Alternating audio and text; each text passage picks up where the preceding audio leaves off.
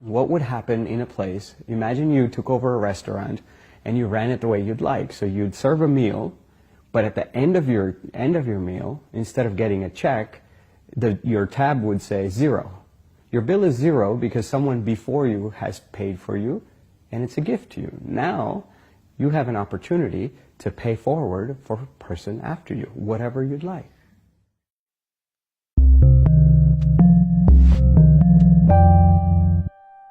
What would happen? Would people all just take? Or would people pay forward? Would love beget more love? Or would people just be selfish and it would degenerate into nothing? We didn't know. But we said, you know, we believe in love.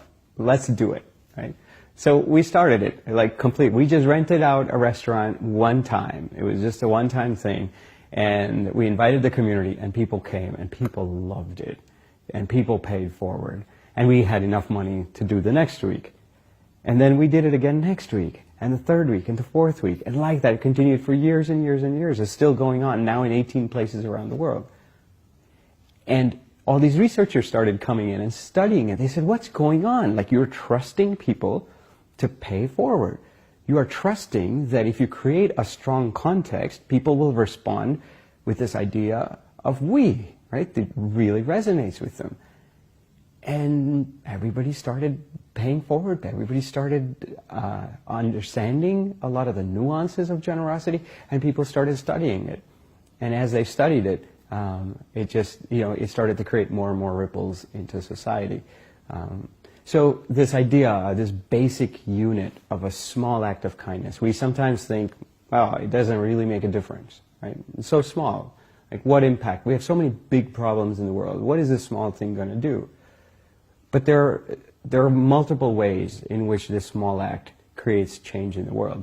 First thing it does is it creates a ripple effect on the outside.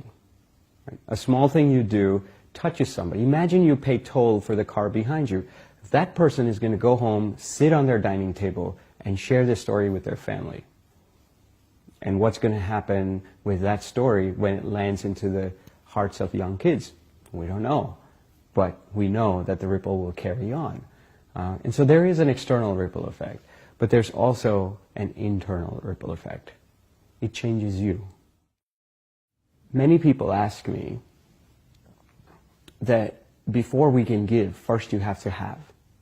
If you don't have anything, how can you give? What will you give? But that's assuming that we are born bankrupt.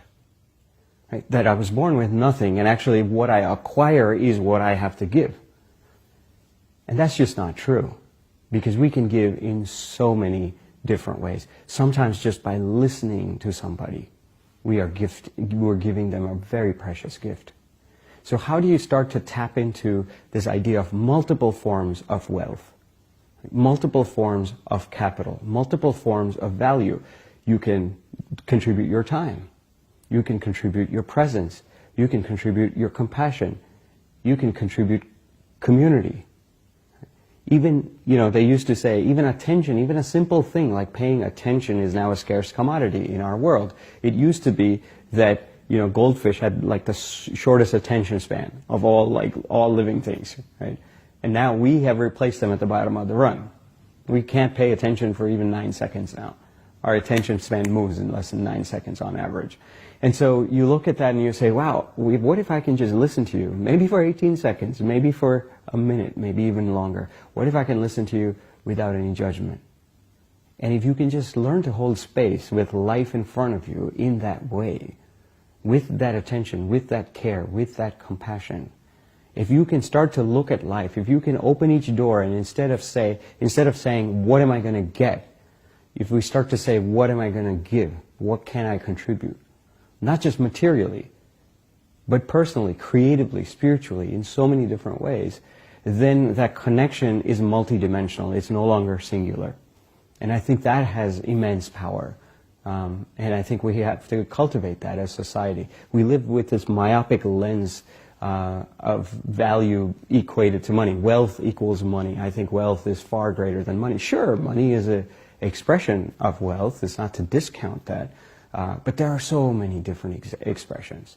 Right? A mother's love is an expression of incredible wealth. An artist's painting is an expression of incredible wealth that goes way beyond the market economies. Right? A small act of kindness is an expression of just immense, it has immense value to a culture, to the person who is doing it, and to the person who is receiving it. So how do we start to create systems and structures around alternative forms of capital is a question that I think we have to hold in society. I would encourage everybody to go out and do a small act of kindness right now, today. Right? I think we can do it no matter how much. You can do it in financial ways, you can do it in non-financial ways, but we can all do that extra act of kindness. But the orientation of the act of kindness, usually we look for the external impact.